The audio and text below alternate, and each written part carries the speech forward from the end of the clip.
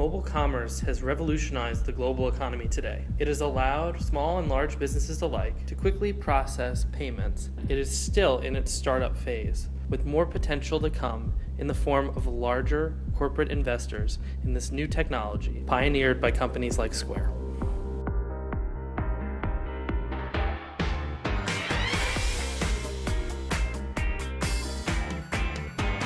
Mobile payments are important for small businesses because there are more customers at their disposal. More customers prefer to use credit cards over cash.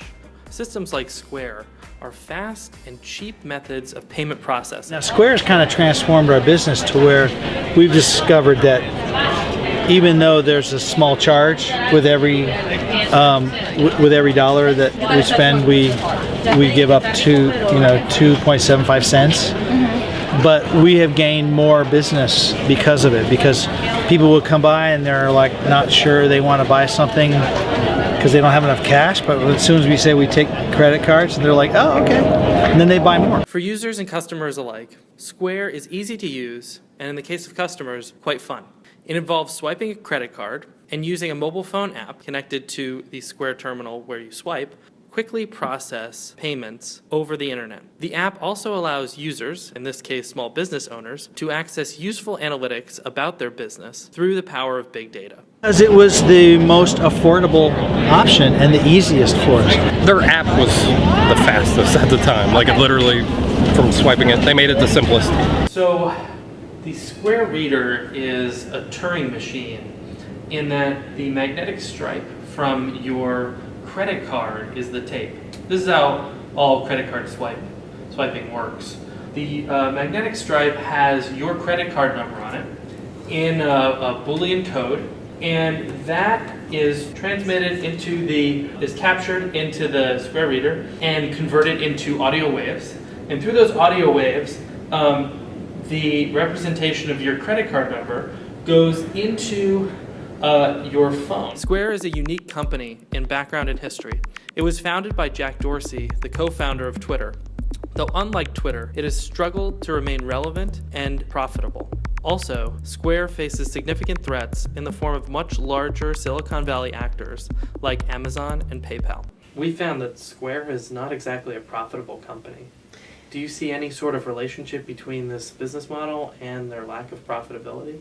Business models for electronic payments have been slow in general.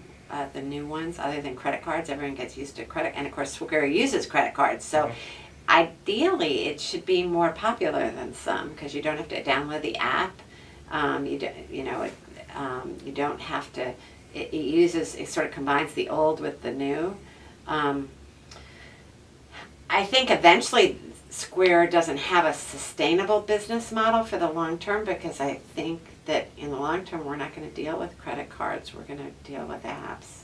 So I wouldn't predict 5 years from now their model would be successful. I think credit cards are going to go the way of the dinosaurs pretty soon. Square is not a global company. It only operates in the US, Canada, Australia, and Japan, meaning that it is only available to people who can speak one of two languages, English or Japanese.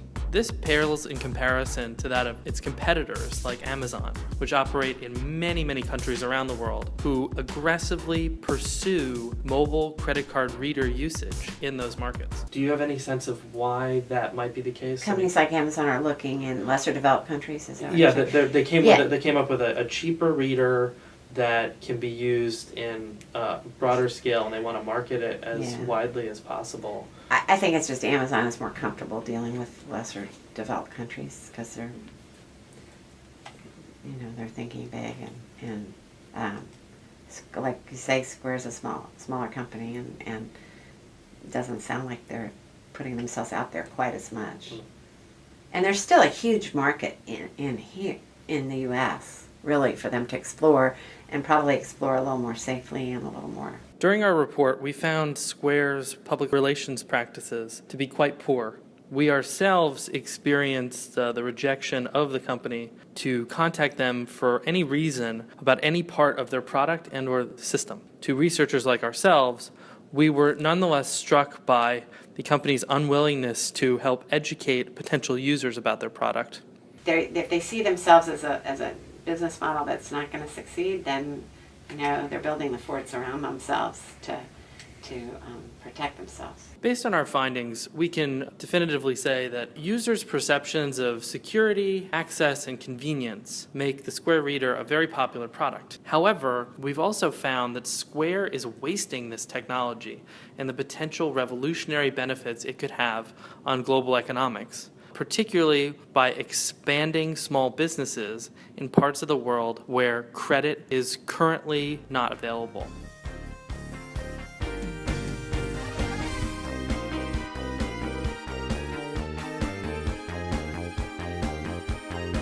Square could make more money and the government would have kind of a safer country. How do you stop me from selling a gun?